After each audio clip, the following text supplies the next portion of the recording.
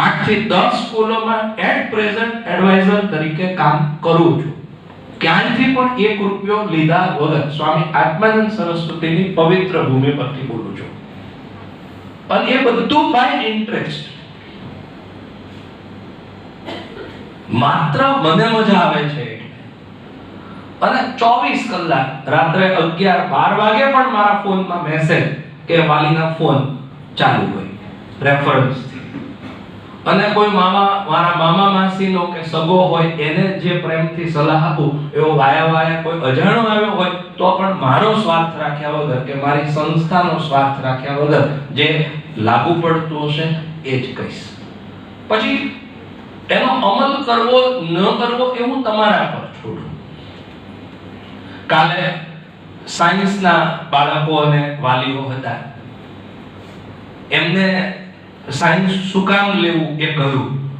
અને તમને આશ્ચર્ય થશે, મારી વાત પછી મેં જ મારી સંસ્થાનું નુકસાન કરી નાખ્યું.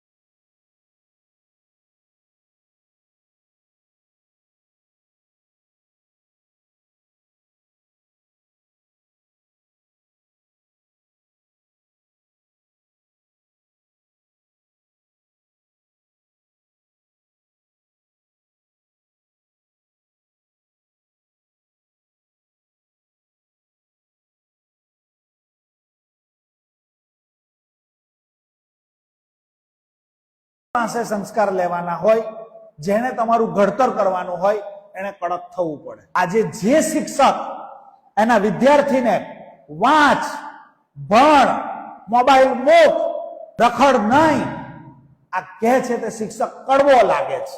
આજે જે શિક્ષક બાળકને ટોકે છે એ શિક્ષક મા બાપને ગમતો નથી.